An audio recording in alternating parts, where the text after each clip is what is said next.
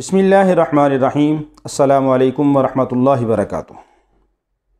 محترم ناظرین، ہماری بہت ساری مستورات اس وجہ سے پریشان ہوتی ہیں کہ ان کو لا علاج بیماری لگ گئی ہے۔ مثال کے طور پہ بلیڈنگ شروع ہو گئی ہے یا لیکوریا کی تکلیف ہے، تو خون کا خارج ہونا، بلیڈنگ ہونا اگر تو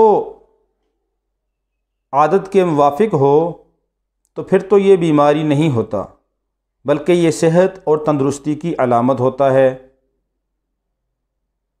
اور اگر یہ اپنی حد سے تجاوز کر جائے تو پھر یہ بیماری کی علامت بن جاتا ہے، کیونکہ ہر عورت جب بالغ ہوتی ہے تو بالغ ہونے کے بعد ہر مہینے 3 دن، 4 دن، 5 دن، 10 دن تک ہر عورت کی عادت مختلف ہوتی ہے۔ اس کے مخصوص ایام کے اندر اس کو بلیڈنگ ہوتی ہے، جس کو عربی کے اندر حیض کہتے ہیں اور انگلش میں اس کو بلیڈنگ کہتے ہیں، اور اردو کے اندر ہم اس کو ماہواری کہتے ہیں۔ تو یہ کچھ ایام ہر عورت کو آتے ہیں۔ اگر یہ عورت کے ایام بند ہو جائیں تو پھر عورت کے لیے کئی طرح کی بیماریاں اس کے اندر پیدا ہو جاتی ہیں۔ پیٹ کا پھول جانا، جسم کے اوپر بال آ جانا، اور اسی طرح اولاد کا نہ ہونا، اولاد کا سلسلہ بند ہو جانا، حمل کا نہ ٹھہرنا، تو یہ ساری بیماریاں اس ماہواری کے خون کے بند ہو جانے کی وجہ سے پیدا ہو جاتی ہیں۔ تو اس لیے ہر عورت کے لیے اس خون کا ہر مہینے میں آنا یہ صحت مندی اور تندرستی کی علامت ہے۔ مگر یہ خون اگر حد سے تجاوز کر جائے، کیونکہ شریعت نے عورت کے لیے ہر مہینے میں 3 دن کم از کم اور زیادہ سے زیادہ 10 دن ایام حیض مقرر کیے ہیں۔ 3 دن سے کم ہو تو وہ بھی حیض نہیں، اور 3 دن سے زیادہ ہو تو وہ بھی حیض نہیں۔ اس کو عربی کے اندر استحاضہ کہتے ہیں، اردو کے اندر سیلان الرحم کہتے ہیں، اور انگلش کے اندر اس کو بلیڈنگ کہتے ہیں۔ کہ اگر بلیڈنگ حد سے تجاوز کر گئی ہے تو وہ عورت کے لیے خطرے کا باعث ہوتی ہے، کمزوری کا باعث ہوتی ہے، کیونکہ خون انسان کا نکلنا شروع ہو جائے تو جسم میں کمزوری بہت زیادہ پیدا ہو جاتی ہے اور کئی طرح کی بیماریاں پیدا ہو جاتی ہیں۔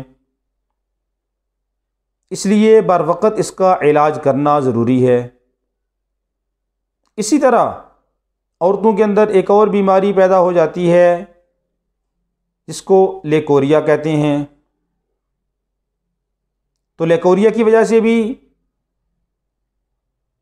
حمل کی امید نہیں ہوتی، اور لیکوریا کی وجہ سے بھی جو پانی انسانی بدن سے خارج ہوتا ہے تو اس کی وجہ سے انسانی بدن کمزور ہو جاتا ہے اور کمزوری کا باعث بنتا ہے۔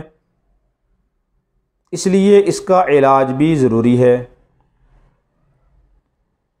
اسی طرح اگر کسی مرد عورت بڑے چھوٹے کے ناک سے نکسیر بہتی ہو تو نکسیر کا بہنا یہ بھی کمزوری کا باعث ہوتا ہے۔ اس کا علاج بھی ضروری ہے۔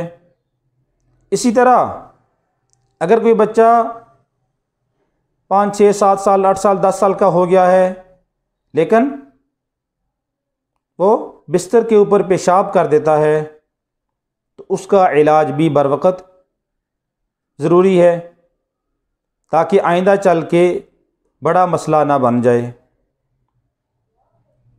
تو ان چاروں امراض کا علاج میں آپ کو بتاتا ہوں، انتہائی آسان ہے، کوئی مشکل نہیں ہے کہ بلیڈنگ ہو یا لیکوریا ہو یا نکسیر کا بہنا ہو یا بچوں کا بستر کے اوپر غفلت میں پیشاب کر دینا ہو۔ تو ان چاروں بیماریوں کا علاج یہ ہے کہ ایک وظیفہ آپ نے صبح و شام کرنا ہے۔ وظیفہ کیا ہے؟ سورہ ہود کی ایک آیت ہے، آیت نمبر 44، وَقِيلَ يَا أَرْضُ ابْلَعِي مَاءَكِ وَيَا سَمَاءُ أَقْلِعِي وَغِيضَ الْمَاءُ وَقُضِيَ الْأَمْرُ وَاسْتَوَتْ عَلَى الْجُودِيِّ وَقِيلَ بُعْدًا لِلْقَوْمِ الظَّالِمِينَ۔ اس آیت کو اور اس کے ساتھ دوسری آیت ہے سورہ ملک 29واں پارہ، اس کی آخری آیت ہے، قُلْ أَرَأَيْتُمْ إِنْ أَصْبَحَ مَاؤُكُمْ غَوْرًا فَمَنْ يَأْتِيكُمْ بِمَاءٍ مَّعِينٍ۔ ان دونوں آیتوں کو صبح و شام 21 بار پڑھیں، اول و آخر 3 بار درود پاک پڑھیں۔ اور اگر بیماری پھر بھی ختم نہیں ہوتی تو پھر صبح و شام 41 بار پڑھ لیں، اور اگر بیماری پھر بھی کنٹرول نہ ہو تو پھر یہ آپ ہر نماز کے بعد 7 بار پڑھ لیا کریں، یا ہر نماز کے بعد 11 بار پڑھ لیا کریں، اول و آخر 3 بار درود پاک۔